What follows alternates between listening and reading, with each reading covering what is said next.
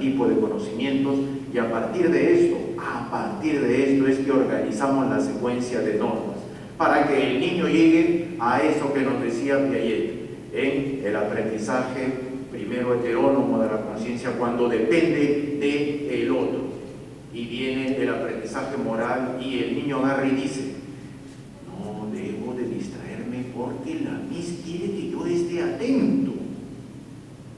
Ese vínculo emocional es imprescindible para que se desarrolle a partir de la organización moral y el niño sea capaz de desarrollar atención ejecutiva.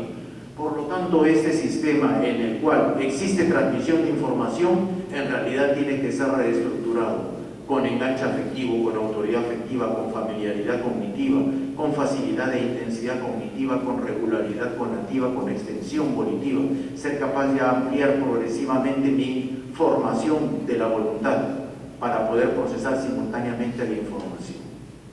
Así, en todos los niveles es de que se va procesando información a nivel cerebral hasta que llega el aprendizaje del instrumento. ¿Hasta qué punto es imprescindible el aprendizaje del instrumento? Es lo que es determinado por la actuación personal y las relaciones sociales.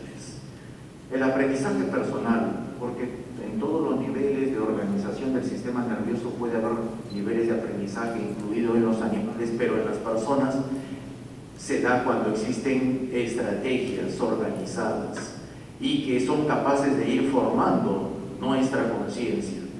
A diferencia del reino animal, nosotros asimilamos información social en estos grandes sistemas: conocimientos, sentimientos y motivaciones. Por lo tanto, en el campo de la psicología educativa, en realidad nuestro problema no es dar conocimientos. Nuestro problema finalmente corresponde con formar sentimientos y con formar motivaciones. Se han mencionado, y es un hecho permanente en psicología educativa, los aspectos vinculados con el lugar en el cual nos encontramos en niveles de comprensión lectora en las pruebas PISA. Pero eso es en comprensión lectora cognitiva. Explico. Una cosa es analizar en las pruebas PISA si es que el niño es capaz de comprender en el nivel 1, 2, 3, 4 o 5. Lo que dice el texto. Alcanzar el nivel de comprensión inferencial es un problema importante para el psicólogo educativo. Pero si evaluaran a los niños en otro aspecto, que es mucho más sensible, ¿a cuáles de ellos les gusta leer? ¿Y cuántos de ellos son capaces de leer en todo tipo de situaciones y tienen el hábito, la voluntad para leer? Ese ya es un problema complejo. Yo que enseño en posgrado, ya está, en posgrado uno tiene ese tipo de problemas. Cuando agarras y le dices a los alumnos: a partir de ahora tu vida va a cambiar. Todos los días tienes que empezar a leer, porque en cada una de las clases vamos a ir evaluando el nivel de evolución que alcanzas en los aprendizajes, no solamente cognitivos, sino emocionales y sobre todo en los aprendizajes motivacionales que demuestran que has sido capaz de leer todos los días de tu vida hasta que se desarrolle este curso. Eso, cuando le dices a un alumno y te preguntan: ¿también sábado y domingo, profesor?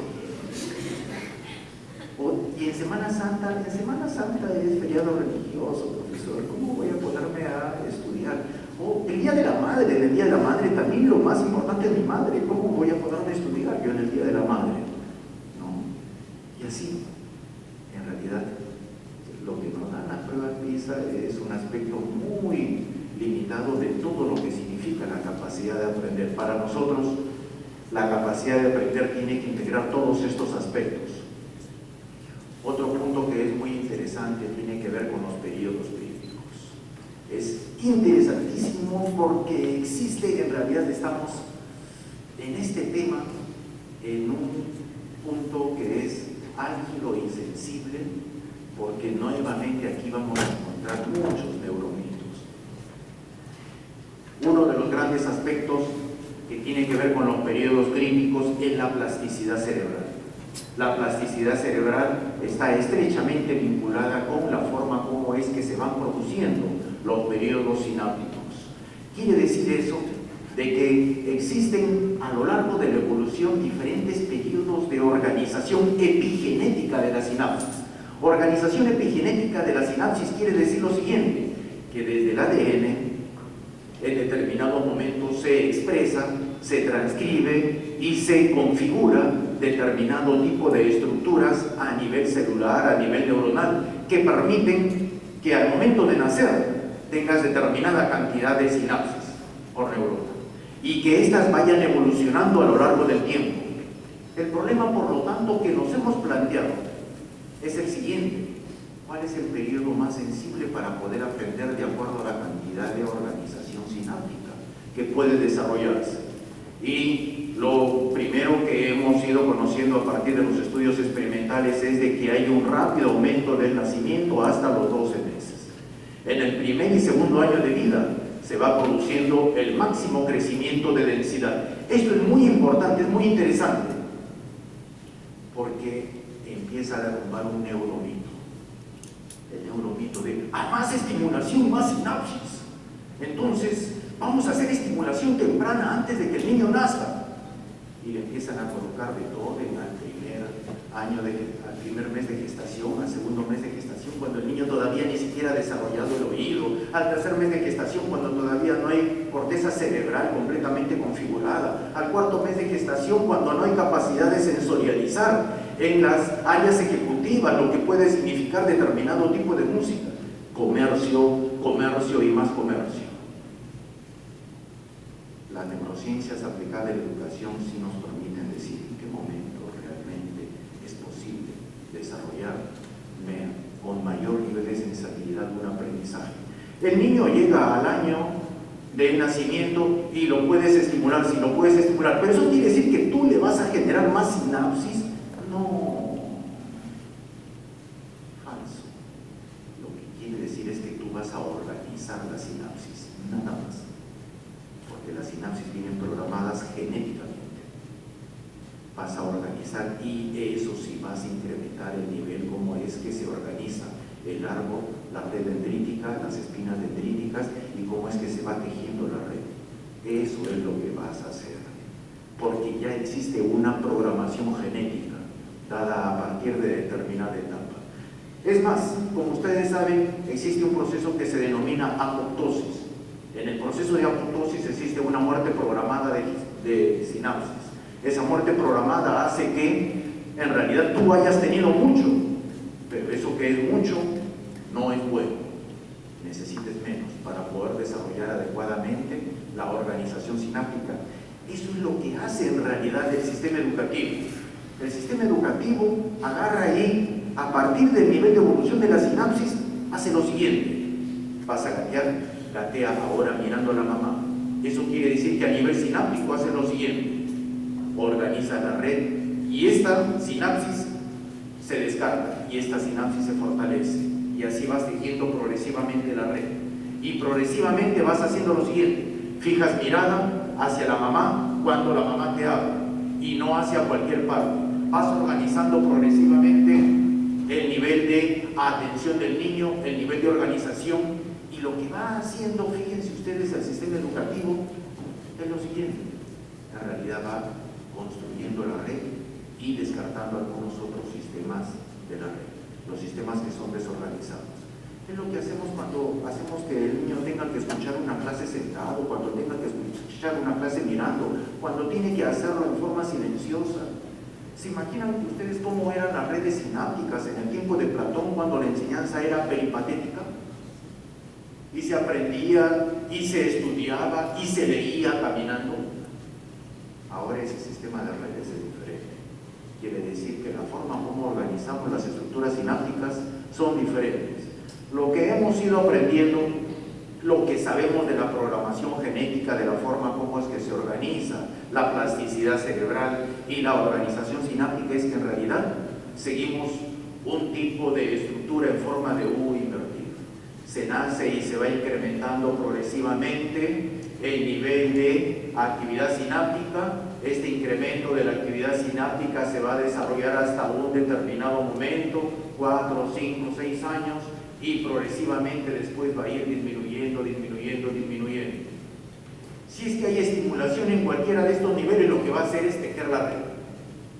No es que le va a dar más sinapsis, va a tejer la red, va a organizar, va a incrementar, va a decir hacia dónde es de que puede ser estructurada la red.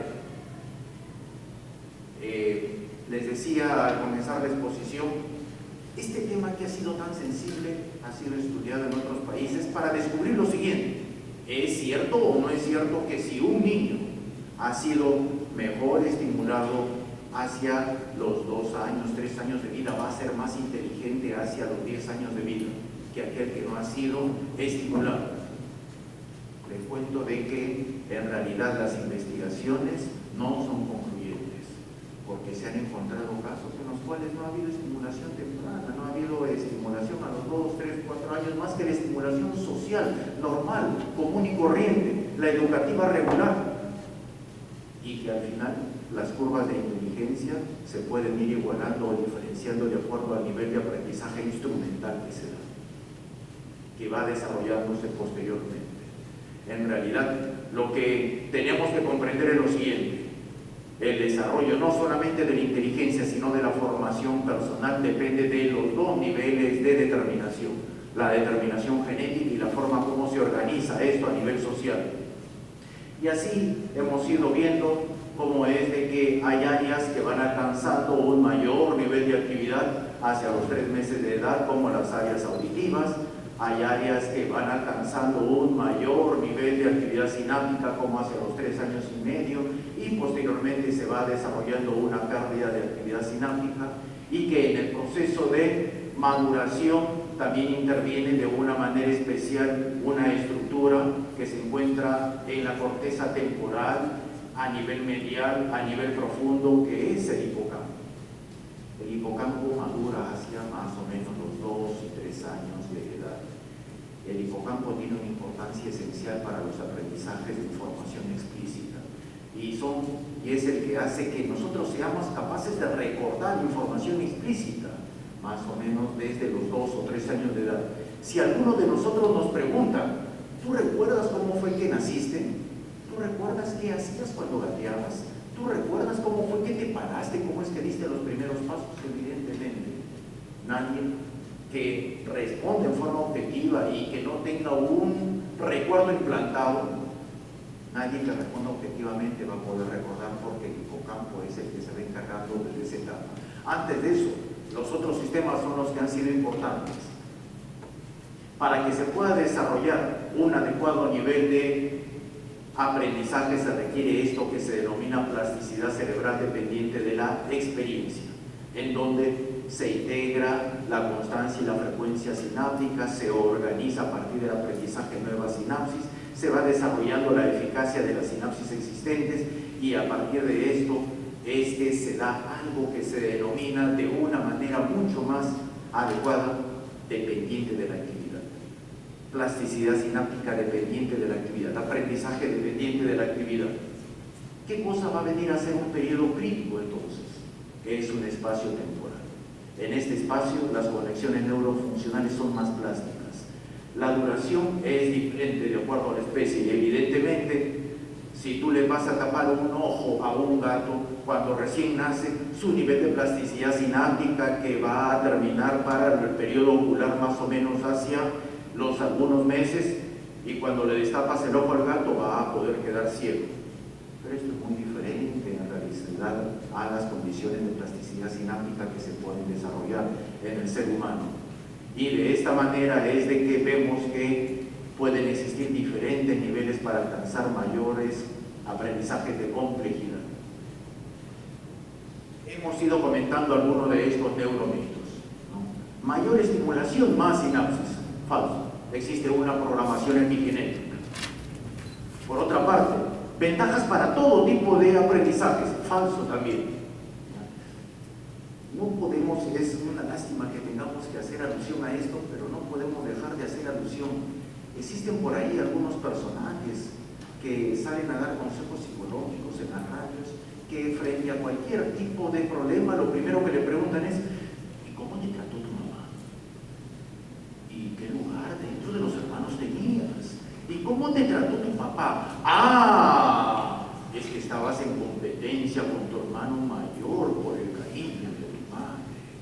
Y todo eso determinó tu evolución.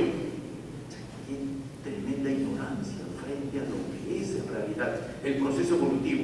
Porque esa concepción que es de orientación psicoanalítica, que ignora los avances de las neurociencias, hay que decirlo así de claro, no nos sirve en el campo educativo, menos en el campo clínico. Esa concepción tiene una visión que quiere decir que los aprendizajes tempranos son fatales.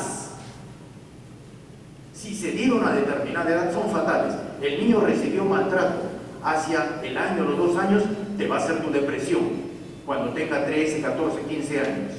El niño recibió abuso cuando tenía 2, 3 años, te va a desarrollar tu depresión cuando tenga 5 o 6 años. Son concepciones fatalistas que en realidad tienen como base esa concepción de que los periodos críticos determinan todo el desarrollo.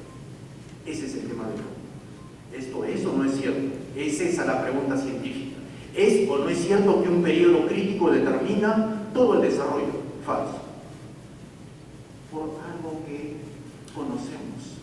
La plasticidad cerebral solamente se acaba cuando uno muere. Y en realidad existe capacidad de reestructuraciones progresivas a partir de los sistemas superiores, los sistemas corticales más avanzados. El psicólogo educativo, por supuesto, tiene que ser capaz de saber, no solamente en el campo escolar, sino en el campo de la educación informal y familiar, cómo es que en realidad se producen todos los aprendizajes. Este es otro neuromito. Los 3 primeros años son los determinantes. Y todo lo que se aprende a edad temprana nunca se olvida. Es otro neuromito, es otra gran falsedad. Lo que sí es cierto es de que existen condiciones para que se puedan desarrollar aprendizajes con mayor nivel de facilidad. Estas condiciones son las que conocemos a partir de ciclos de mielinización. Como ustedes saben, en el axón de la neurona se va organizando otra célula que se denomina la glía y que va organizando lo que se denomina la velocidad de transmisión de la información. Si es que existe una neurona adecuadamente mielinizada, la velocidad de transmisión de la información podría llegar a alcanzar 100 metros por segundo.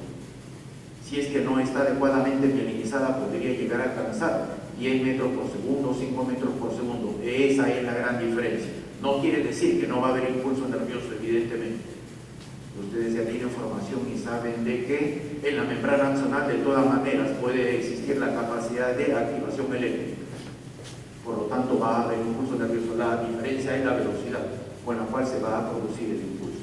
Y la velocidad quiere decir lo siguiente, que en las áreas afectivas y en las áreas auditivas y en las áreas motoras y en las áreas visuales tempranas hay áreas de rápida mielinización, que son aquí las que están en tono más oscuro. Hay otras que son de lenta mielinización, las que tienen que ver con áreas cognitivas y con áreas de asociación, a nivel temporal, a nivel occipital, a nivel parietal y también a nivel prefrontal o premotor, y a nivel también de las áreas de expresión del lenguaje, como el área opercular y el área de Broca. Y hay otras que son de muy lenta mielinización, sobre todo las áreas prefrontales anteriores o el polo prefrontal, que son las que nos explican por qué es de que un niño de 7, 8, 9 años que todavía no ha alcanzado ese nivel de mielinización requiere, para poder seguir una orden, para poder seguir una instrucción, para poder seguir un plan ejecutivo, una organización secuencial de su actividad. Clase de valores en el colegio para un niño de 7, 8, 9 años. Qué cosa tan aburrida, tan difícil. ¿Cómo va a querer aprender lo que son valores? Los valores en realidad a esa edad solamente pueden ser enseñados afectiva y a partir de la organización procedimental de la actividad. Un valor en el plano cognitivo, que quiere decir que te enseñen lo que es responsabilidad y lo que puedas aplicar autónomamente, va a requerir un mayor periodo de evolución, un mayor periodo de mielinización, y se termina de desarrollar en las áreas prefrontales después de los 20 años de edad. Y en las mujeres se organiza con mayor anticipación y madurez que en los hombres. Entonces, el proceso tiene diferencias en el plano correspondiente a los géneros. En relación al lenguaje, rápidamente, los periodos críticos.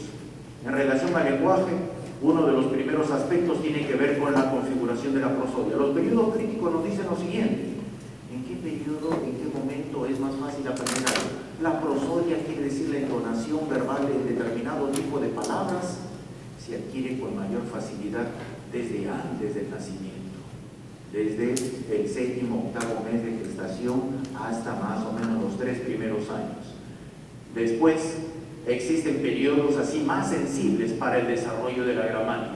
Después existen periodos que son a veces sensibles para el periodo del léxico, pero no necesariamente son determinantes. Así, fíjense lo que hemos descubierto. En realidad, aprendiendo acerca de cómo es de que se desarrolla el conocimiento de idiomas extranjeros, es que tú a cualquier edad puedes aprender nuevas palabras de cualquier otro idioma. No existe un periodo que sea determinantemente más sensible. Lo que sí existen periodos de mayor rapidez y facilidad de aprendizaje. Y eso lo podemos aplicar hasta para el aprendizaje de nuevas palabras en la lectura. Y así vamos a tener periodos más sensibles para el aprendizaje de la prosodia, pero que todavía se pueden mantener para el desarrollo del léxico, para el desarrollo de la sintaxis y así para la organización de la afectividad, de la cognición y de la conación. Si tuviéramos claro esta curva de evolución en relación a la sensibilidad para poder adquirir y configurar los aprendizajes, esta curva que nos dejó Ortiz en el plano educativo, habría cosas maravillosas que le pudiéramos decir al docente. ¿Cuál es, siempre nos preguntan, el mejor momento para enseñarle a leer al niño? ¿Cuál es el mejor momento para enseñarle a escribir, para enseñarle a calcular? El maestro siempre espera que le digas que va a ser entre los 5 y los 6 años, porque en ese momento se ha desarrollado su conciencia fonológica y que a partir de la conciencia fonológica puede hacer el análisis y la síntesis fonológica. En realidad, fíjense, con esta curva yo puedo agarrar y decirle al docente, en realidad, si tú quieres enseñarle a un niño a leer con gusto el vínculo afectivo, no puedes esperar hasta los 3, 4 o 5 años. Tienes que hacerlo desde antes. Si has establecido eso, después vas a entrar al aspecto cognitivo del lenguaje o del aprendizaje de la lectura o del aprendizaje de la matemática hasta el final, que se pueda desarrollar la organización conativa. ¿Cuántos alumnos de la universidad llegan sin el gusto de leer? Llegan porque tienen que tener una profesión. Tienen que, al final, han entendido lo siguiente: tengo que agarrar y trabajar, tengo que vender mi fuerza de trabajo. Y como tengo que hacer eso, tengo que adquirir una profesión. No quiere decir que me guste leer, voy a leer lo necesario para tener eso. Una vez que tengo eso, ya resuelta la cosa. ¿Ya? Y estudiaré solamente lo necesario cada vez que tengo que hacerlo para cada vez tener mejores ingresos. Así lo dicen de una manera muy clara y muy taxativa. No, pero hay otros que agarran y dicen, mejor si es que lo que yo tengo que hacer siempre lo hago con gusto, lo hago con alegría, y mejor si es que lo hago siempre, toda la vida, todos los días de mi vida, y mejor si es que, por ejemplo, el día de mi cumpleaños me voy a dar como mejor regalo de cumpleaños irme a comprar un libro y leer un libro, aislarme de mis amigos y ser capaz de vincularme con el mejor de mis amigos, el conocimiento, un libro. Cuando alguien es capaz de poder desarrollar eso desde las áreas prefrontales, desde la actividad cognitiva y cognitiva, agarra y reestructura todo lo anterior. Decíamos sobre los periodos críticos, no son fatalistas. Decíamos sobre los periodos sensibles, tenemos que ver, de acuerdo a la plasticidad, qué cosa es lo que se puede reestructurar. El problema no es simplemente aprender. El problema para nosotros tiene que ver con cómo es que se configura toda la conciencia, cómo es que se organiza la conciencia cuando puede existir algún defecto. Y así, una dificultad de aprendizaje en realidad es un defecto en la formación de la conciencia y finalmente de la personalidad. Por eso es de que en el campo de la psicología educativa nos preocupan tanto las dificultades de aprendizaje. Porque un niño que tiene un déficit para poder leer, para poder escribir, para poder calcular, lo que en realidad está desarrollando es un defecto en la formación de su conciencia, en la formación instrumental de su conciencia. puede ser determinado en cualquier sistema, en cualquier parte. Algunos pueden ser determinados epigenéticamente, pero la gran mayoría en realidad son determinados por carencias y faltas que existen a nivel sociocinético. Así, vamos a tener dislexias que pueden ser determinadas por faltas en la configuración celular, dificultades en la migración, dificultades en la organización de la red, en la organización cerebral, y que al final nos van a dar dificultades para sensorializar determinado tipo de letras. Pero también podemos tener déficits formativos para desarrollar el aprendizaje de la lectura. En realidad son los más. Si el nivel de prevalencia de niños disléxicos en el mundo occidental está entre 5 y 6%, ¿por qué nosotros tenemos tan pocos chicos que son capaces de poder leer cuando terminan el tercero, cuarto, quinto grado? En realidad tenemos que explicarlos por acá. Y si tenemos que explicarlos por acá, tenemos que explicarlos en todos los niveles.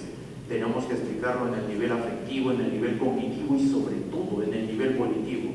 Y si tenemos que explicarlo en todos los niveles, tenemos que explicarlo fundamentalmente en el nivel familiar. ¿Por qué es que en nuestra cultura existe tantos déficits para poder leer, tantos problemas para poder leer? En realidad la respuesta es también muy sencilla si es que manejamos neurociencias. No existe cultura lectora a nivel familiar.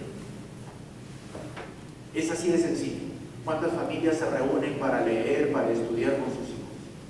¿Cuántos agarran y dicen, domingo, día familiar, vamos a almorzar, pero antes de almorzar vamos a reunirnos todos para poder leer, buscar nuevas palabras en el diccionario, y cada uno escoge la lectura que más le agrada, y al final todos comentan lo que han leído?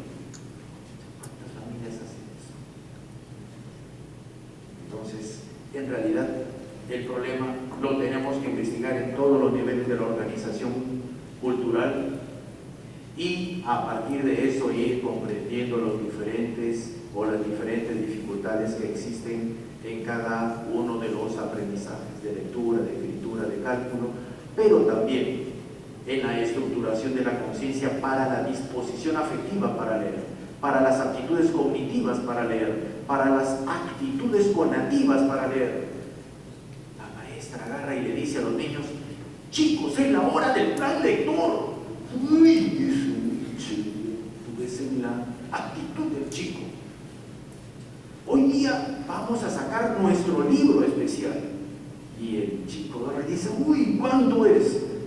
Son 5 hojitas. Ah, qué interesante. Son 10 hojitas. Uy, mucho, esto no lo voy a poder llegar a leer. Ya desde el comienzo tú ves la actitud, el valor que le otorga a ese momento, la disposición emocional. Lo que nos interesa, por tanto, en realidad, cuando vemos una dificultad, un problema de aprendizaje desde el campo de las neurociencias, es ir viendo cómo es que todos los sistemas de la conciencia participan para poder leer, escribir, calcular. ¿Qué nos han dado las neurociencias, por ejemplo, en relación a los aspectos vinculados con el desarrollo de la lectura? Tradicionalmente aspectos cognitivos, pero en realidad los sistemas límbicos que tienen que ver con la organización del placer, con la organización del miedo, y que son los primeros que van a codificar información que después en el sueño REM va a ir organizándose en potenciales de largo plazo hacia diferentes partes de la corteza. Esos sistemas afectivos son los primeros que en realidad van a intervenir en el proceso de lectura, y son los primeros que nos van a dar determinado tipo de defectos organizados en disposiciones afectivas. Uy, tengo que leer, no, o ya te entra el niño y esto se manifiesta con crisis de ansiedad. No, mamá, no quiero, eso no me gusta, no me agrada, ¿por qué tengo que hacer tanta tarea? Mejor continuemos con las vacaciones, ¿no?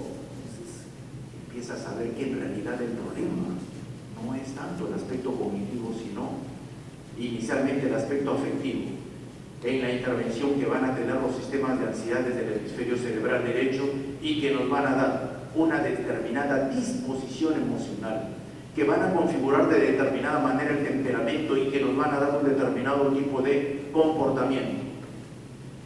Donde más se ha hecho investigación en el campo de la lectura desde la perspectiva de las neurociencias es en los procesos cognitivos.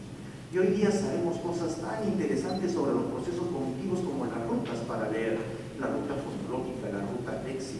la ruta dorsal, la ruta ventral, de qué manera es de que se integran en el hemisferio cerebral izquierdo, rutas que van a participar de manera integrada para procesar fonemas o para procesar palabras y que al final se van a integrar a nivel prefrontal.